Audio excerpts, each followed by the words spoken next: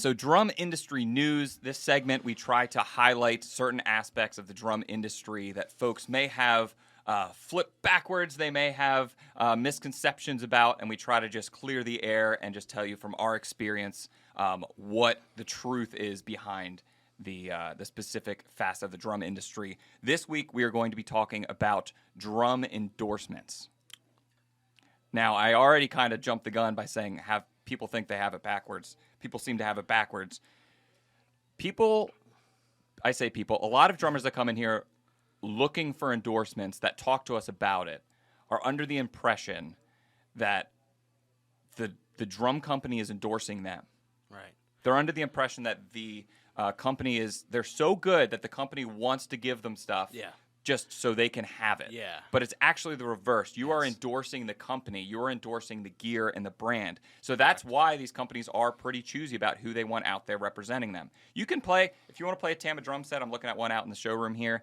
You can play a Tama drum set. There's nothing stopping you. You don't need to be endorsing. You don't need to have an endorsement contract. Tama. You are That's what's happening. But for them to float you some gear, for them to be, establish that relationship, invite you to special drum events, and highlight you, for them to put you over the top, they're going to be choosy about who gets an endorsement. And I think that's also next level. That's reserved for very few drummers. Where the drum companies simply give you gear. Most musicians, drummers, guitar players, you name it, will think that a drum endorsement or an endorsement in general is they give me free stuff. And that can't be any further from the truth. You endorse the brand. Most will, especially smaller companies, will give you just a discount maybe on something like that, especially if it's a small startup drum company and like, oh, okay, I'm endorsed by so-and-so drums. Well, they're not giving you drums. They're just selling the drums to you at a little bit more of a discount than they would by, from someone that isn't endorsed. Yeah, right. And it's not going to be 50% off. Right. You know what I mean? Yeah. The music industry in general, we can get into this a little bit, and the music store, if you go into your store and you see a 20% off sale, buy everything you can, because that is a big deal. It's not like a discount den clothing store where you go in and you buy a shirt that was $55 and it's now $5. Yeah. That's rarely going to happen. Right. So I would say, especially musicians out there, this goes for drummers and non-drummers, if you're in a music store and you see a deal and it makes you think twice, jump on it. Sure. Because it is a big deal, especially on new inventory. To have a discount of that caliber doesn't come around every day. That said, back to the endorsement thing, you might get 5% off. Yeah. You might get that at your drum shop if you just ask. Sure. Yeah.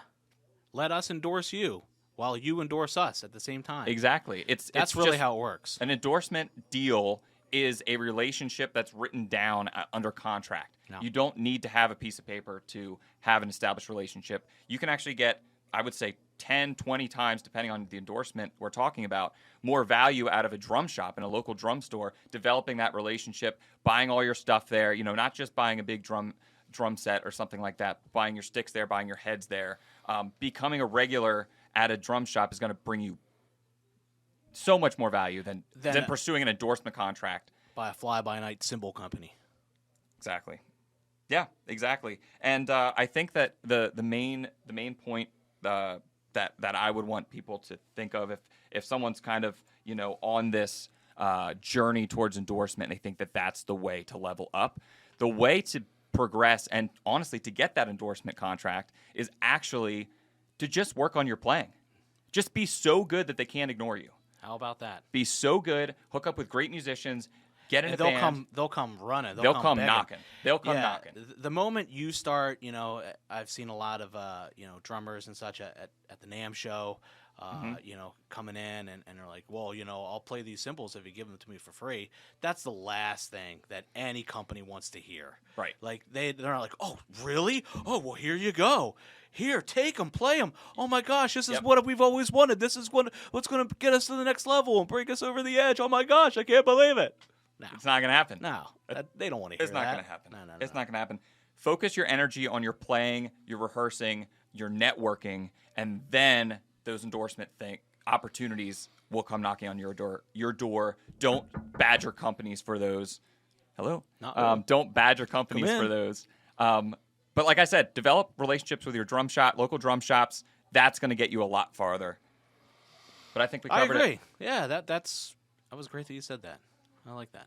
All right, so we'll move on to our next segment, Hall of Fame.